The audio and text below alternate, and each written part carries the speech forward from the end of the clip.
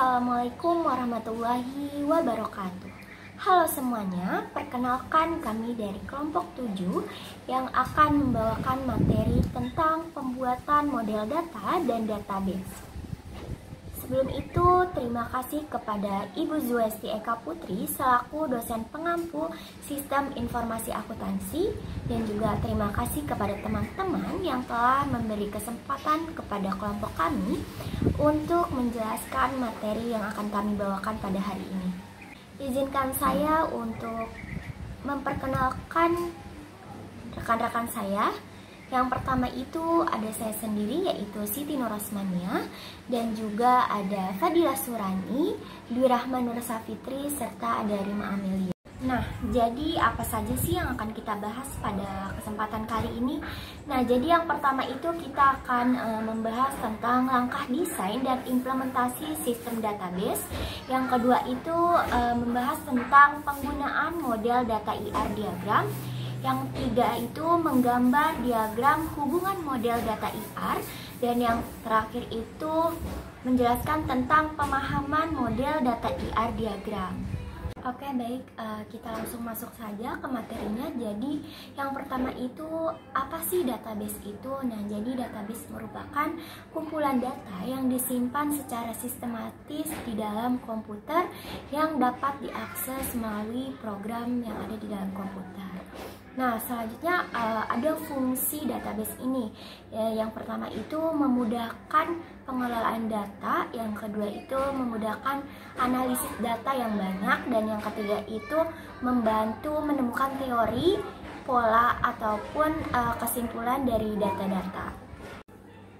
Nah, selanjutnya ada langkah-langkah desain database. Jadi yang pertama itu kita menentukan tujuan dan objek dari penggunaan database. Yang kedua itu kita mengumpulkan informasi yang akan dicatat di database nantinya. Yang ketiga itu kita mengidentifikasi entitas dan hubungan. Yang keempat itu kita membagi informasi ke dalam tabel. Yang kelima itu kita mengubah item informasi menjadi kolom. Yang keenam menentukan kunci utama. Jadi kita harus memilih kunci utama setiap tabel, yaitu misalkan kolom yang digunakan untuk mengidentifikasi setiap baris secara unik. Nah, yang ketujuh itu kita menyiapkan hubungan tabel. Jadi kita harus menentukan gimana sih data dalam satu tabel ini terkait dengan data tabel lainnya. Yang selanjutnya itu menerapkan aturan normalisasi, yaitu kita harus menerapkan aturan normalisasi untuk melihat apakah tabel ini sudah sudah terstruktur atau belum. Nah, selanjutnya yang terakhir adalah analisis desain, yaitu untuk menentukan kesalahan dan melakukan penyesuaian jika diperlukan. Selanjutnya adalah implementasi sistem database. Jadi implementasi sistem database ini merupakan proses untuk menginstal perangkat lunak berbasis data, juga untuk melakukan konfigurasi dan menguji basis data. Nah, di dalam implementasi sistem database ini, bahasa perintah yang digunakan untuk definisi dan penyimpanan data itu harus sesuai dengan DBMS yang dipilih.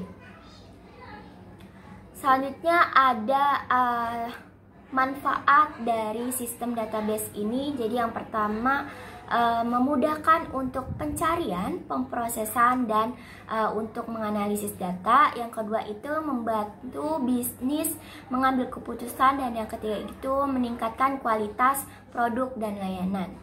Nah, di sini itu ada apa itu IRD.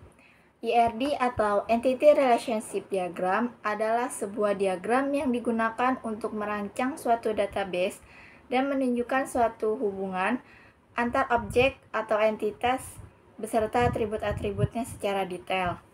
Dengan menggunakan IRD, sistem database yang sedang dibentuk dapat digambarkan dengan lebih terstruktur dan juga lebih rapi. Selain digunakan dalam perancangan database, IRD sendiri sering digunakan untuk debugging database jika terjadi masalah pada database. Dengan menggambarkan skema database menggunakan IRD, bisa lebih mudah untuk menemukan permasalahan yang sedang terjadi dalam database dan menyelesaikannya dengan mudah. Nah, selanjutnya di sini ada model data IRD. Tapi sebelum membuat perancangan sistem yang tepat, harus tahu lebih dulu jenis model data apa yang digunakannya. Karena model data itu nantinya akan berpengaruh pada pengembangan sistem. Gunanya untuk apa?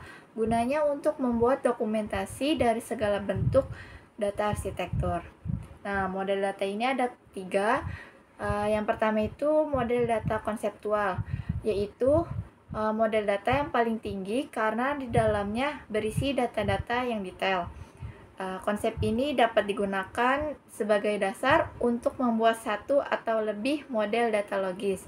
Dan tujuannya untuk memberikan gambaran yang jelas mengenai struktur database yang terdiri dari entitas dan hubungan antara setiap entitas. Lalu model data yang kedua yaitu model data logistik. Model data logistik yaitu pengembangan dari model data konseptual, sehingga proses pembuatannya itu lebih rinci dan dibuat setelah model data konseptual. Digunakan untuk menambahkan informasi secara eksplisit ke dalam elemen-elemen model. Dan model data yang terakhir yaitu model data fisik, yaitu pengembangan dari masing-masing model data logis.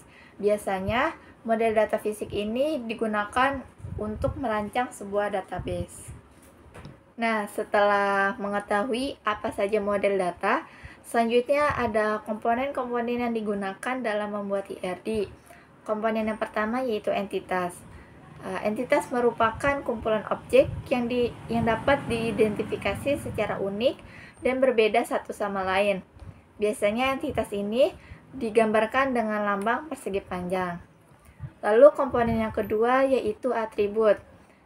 Berfungsi untuk menjelaskan karakteristik dari entitas tersebut. Nah, atribut ini ada 5 jenisnya, yaitu jenis yang pertama ada atribut kunci, yang berfungsi untuk menentukan data yang bersifat penting, biasanya berbentuk angka atau numerik, seperti nomor KTP ataupun NIM. Terus jenis atribut yang kedua yaitu atribut simple, atribut yang tidak dapat dipecahkan lagi dan bernilai tunggal. Terus jenis atribut yang ketiga ada atribut multinilai, yang dimana atribut yang memiliki lebih dari satu nilai. Jenis atribut yang keempat yaitu atribut gabungan, yaitu atribut yang terdiri dari beberapa atribut yang berukuran kecil dan memiliki arti tertentu. Contohnya seperti sebuah nama, yang dimana nama itu pasti ada dibagi lagi, ada nama depan, nama tengah, dan juga nama belakang. Lalu jenis atribut yang terakhir yaitu ada atribut derivatif, yaitu atribut yang dihasilkan dari atribut lain dan atributnya tidak wajib untuk ditulis dalam IRD. Nah, terus selanjutnya komponen IRD yang ketiga ada relasi, yaitu hubungan yang terjadi antara satu atau lebih entitas. Nah, komponen relasi ini digambarkan dengan lambang belah ketupat.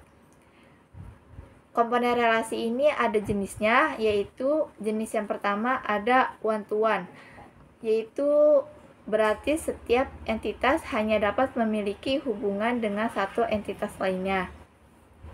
Lalu jenis relasi yang kedua ada one-to-many, yang dimana berarti satu entitas dapat memiliki relasi dengan beberapa entitas.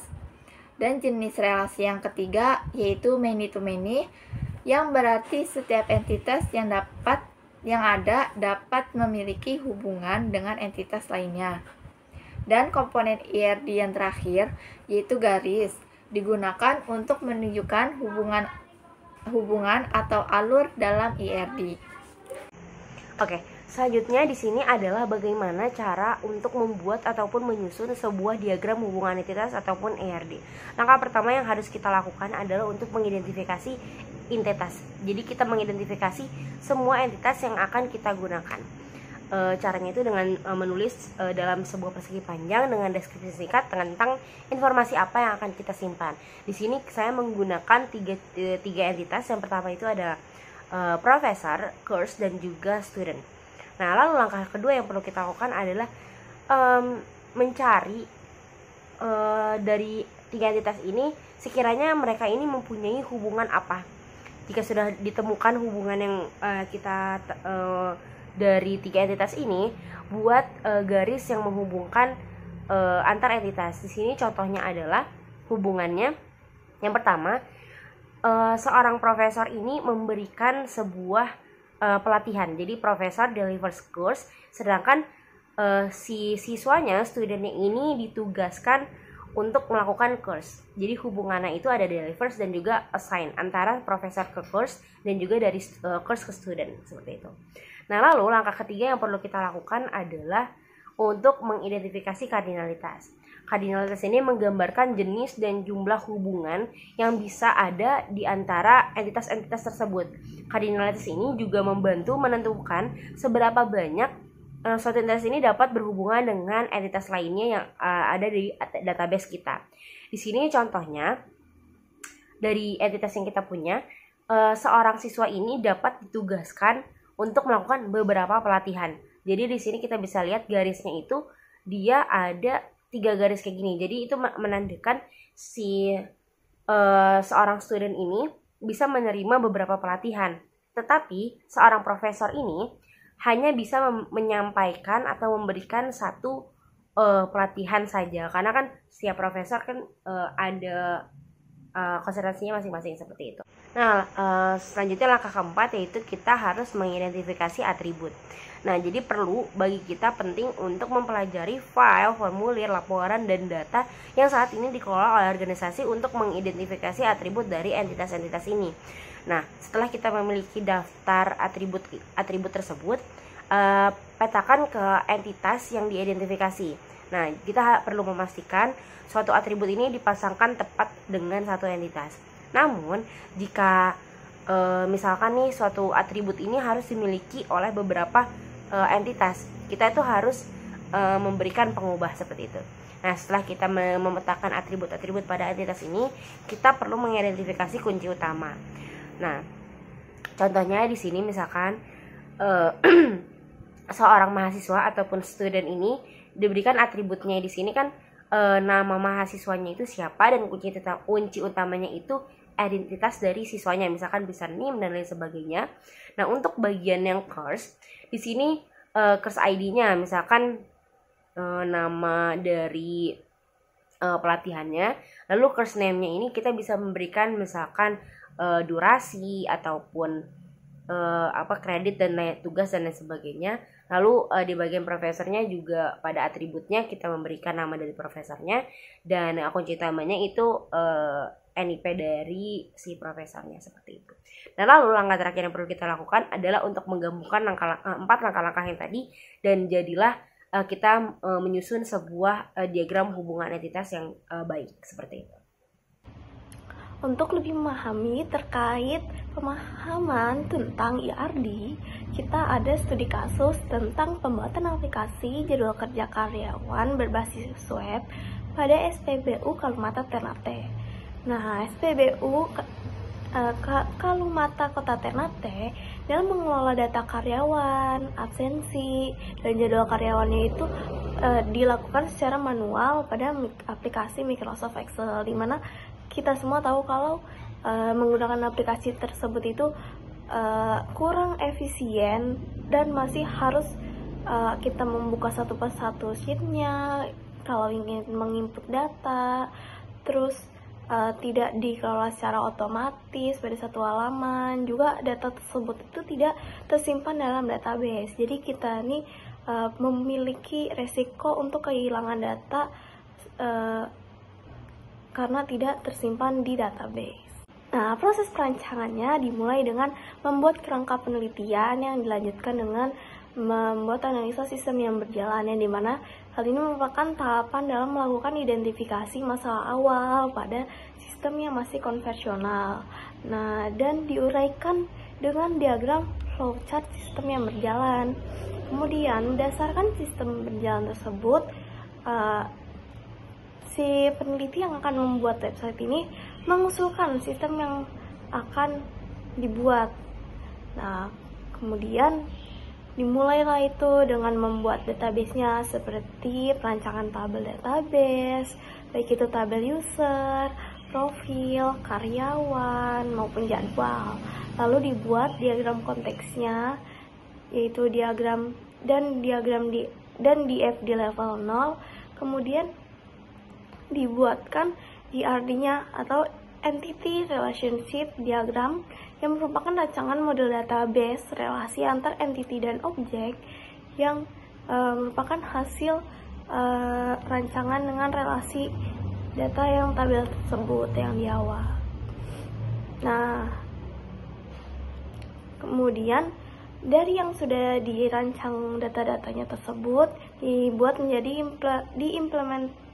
implementasi sistem yang merupakan tahapan meletakkan sistem yang sudah dibuat ke dalam bahasa pemrograman dan nantinya sistem tersebut akan diuji. Maka hasilnya menjadi laman-laman website yang dilihat pada tahapan yang ketiga itu. Dari penjelasan yang sudah dijelaskan oleh teman-teman saya sebelumnya, dapat kita simpulkan bahwa basis data merupakan suatu sistem data yang tersimpan dalam komputer dan dapat diakses dengan menggunakan suatu program komputer. Nah, penerapan sistem basis data ini dapat meningkatkan efisiensi operasional dan memberikan kualitas produk dan layanan yang lebih baik. ERD sendiri merupakan sebuah diagram yang digunakan untuk merancang suatu database dan menunjukkan hubungan antar objek atau entitas beserta atribut-atributnya secara detail disertai dengan berbagai model dan komponen-komponen pendukungnya. Ya, mungkin cukup sekian pemaparan materi pada hari ini. Kami selaku kelompok 7 ingin meminta maaf apabila ada kesalahan dalam pengucapan. Dan semoga apa yang telah kami paparkan sebelumnya dapat bermanfaat dan dapat diserap oleh kalian semuanya. Saya selaku moderator kelompok 7 pamit undur diri. Wassalamualaikum warahmatullahi wabarakatuh. Sampai jumpa.